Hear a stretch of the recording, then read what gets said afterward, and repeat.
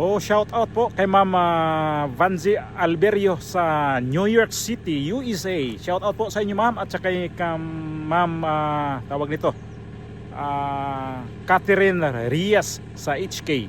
Shout out po sa inyo. Maraming salamat sa inyong suporta at nakakataba ng puso. Nandyan po kayo lagi nanonood sa ating mga video, nagko-comment po, at sana maayos po ang inyong kalagayan po dyan. Ingat po kayo lagi sa inyong mga ginagawa araw-araw. Sana ligtas po tayong lahat. Ito ang gusto kong bigyan ngayon ng reaction. Itong si Bongbong Marcos na sa kanyang probinsya pala ay mayroon mga flood control din na hindi niya sinabi na imbestigahan. Bakit pinipili niya Bulacan? Yan ang tanong ko lang din dito. Bakit Bulacan ang nakapokus siya ngayon sa Bulacan? Yun pala sa Ilocos Norte pala, mayroon din mga flood control doon.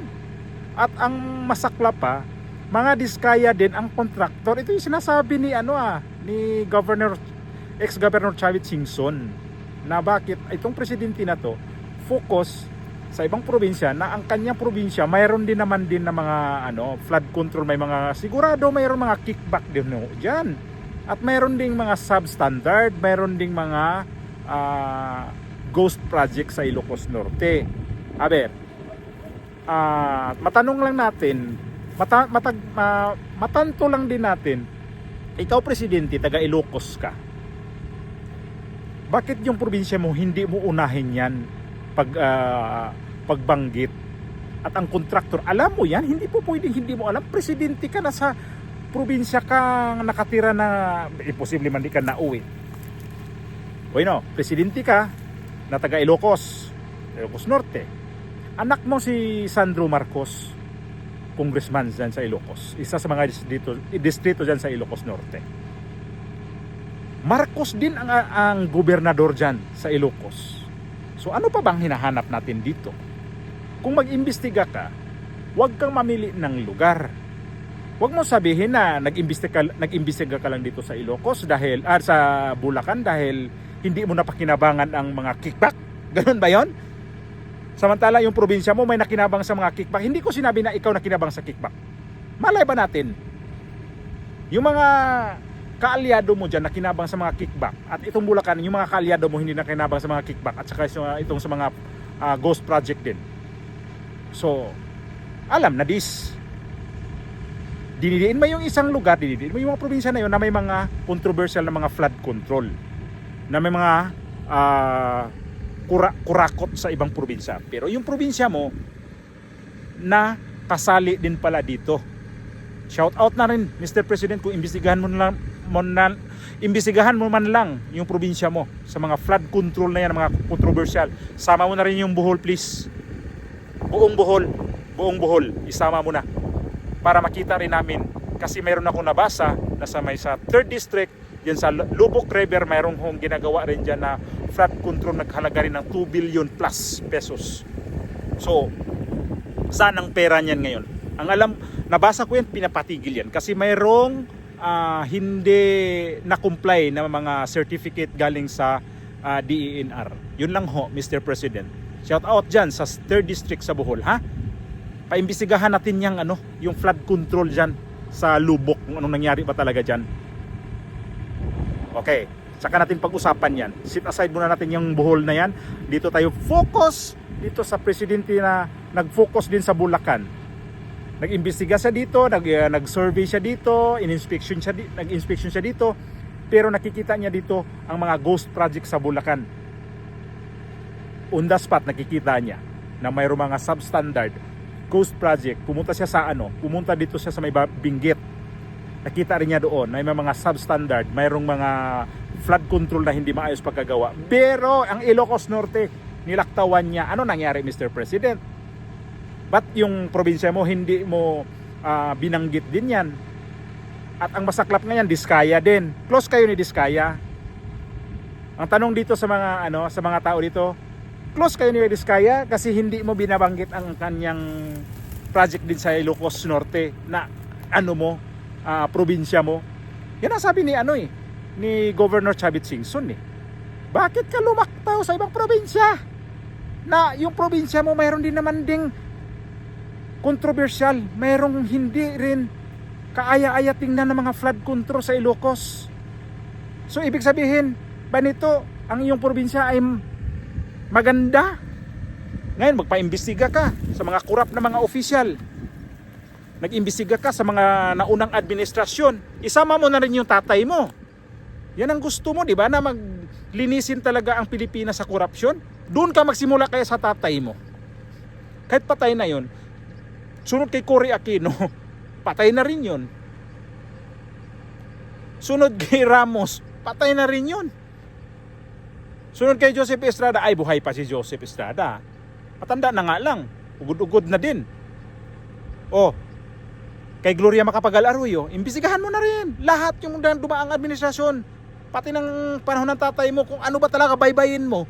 Yan lang yung gusto ko. Huwag kang mamili dito sa administrasyon ni ni dating Pangulong Duterte, kasi yan ang tinatarget nyo ngayon eh. Para sabihin niyo ligtas kayo dito sa ginagawa. Ano ba naman yan? Kalukuhan mo, Mr. President. Ikalang kalukuhan mo talaga. Nahuhuli ka talaga eh. Imaginin ko lang ha. Ako na lang.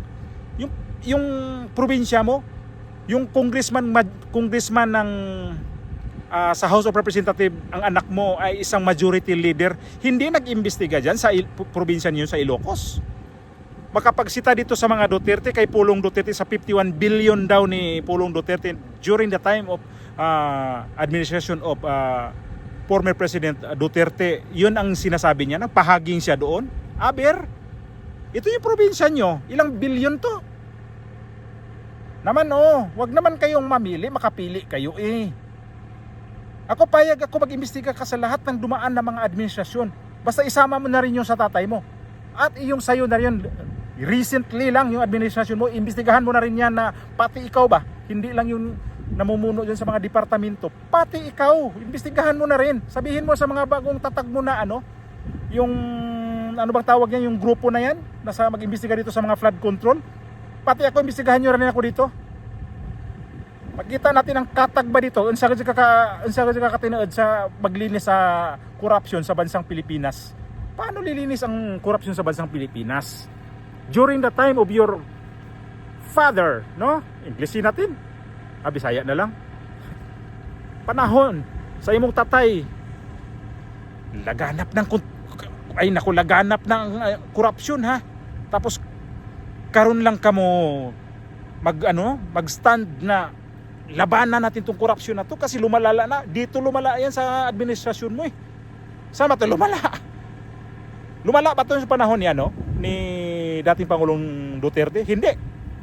Sinabi nga ito di Diskaya yung si Curly Diskaya mayroong nanghingi dati pero hindi malakihan. Pero pagpasok ng administrasyon mo, malakihan na. Wala nang halos itira sa mga project na tinatayo. Yun ang pagkasabi niya. At tapos ngayon itong si ex-governor Chavit Singson pumalag na dahil ikaw kasi paipal ka Hindi naman to pwede na magturo ka lang na kung sino-sino ituturo mo. Akala mo naman ang mga tao dyan sa norte ay solido talaga. Kaya tuloy si ex-governor Governor Chavit Singson nagpa-preskon tuloy dahil gusto niya kung mag-react man ang mga taong bayan ngayon, ang priority daw parang gano'n, napakaintindi ko, ang mag-react dapat yung mga estudyante ngayon. Sila ang lalabas. At tanawagan siya dito sa mga Armed Forces of the Philippines na pabayaan ang ihayag, wag nyong harangan, wag nyong pigilan. Tama to.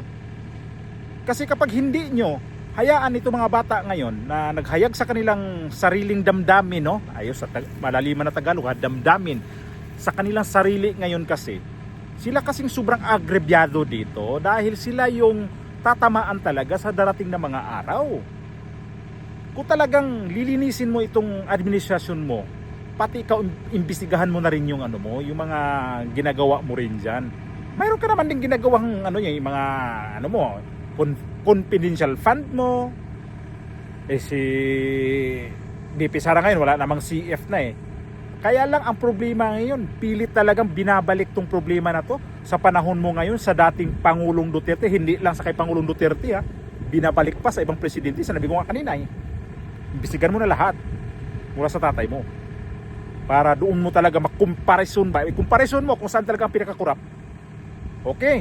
Kung lalabas ang Presidente Duterte ang pinakakurap, ayoko na mag-vlog tungkol sa kanya, ayoko na mag-comment tungkol doon sa kay Pangulong Duterte. Babaliktad na ako kung talagang siya ang pinakakurap na presidente dumaan sa Pilipinas. Pero ang number one siguro ang lalabas na ano nito, sa pag-imbestigahan to, sa pool sa tatay mo, kayong mga Marcos. Sigurado. Mayroon kang mga hindi binayaran na estate tax sa Pilipinas, hindi mo nga binayaran yan, ilang bilyon yan. Tapos akala mo kung sino ka malinis magsalita, akala mo kung sinong biktima ka ba? Ngayon, pauwiin mo si Saldico para ma-atensyon ang mga tao doon kay Saldico na. No. Atensyon to sa mga tao ngayon, ikaw dapat imbestigahan ka din. Dahil mahilig kang magturo mahilig kang magsisi sa mga administrasyong nakaraan Ipatunayan mong wala ka talagang kasalanan nito. Imposible naman, Ilocos yan Probinsya mo yan, di mo alam yung mga nangyari doon sa probinsya mo. Anong klaseng presidente ka?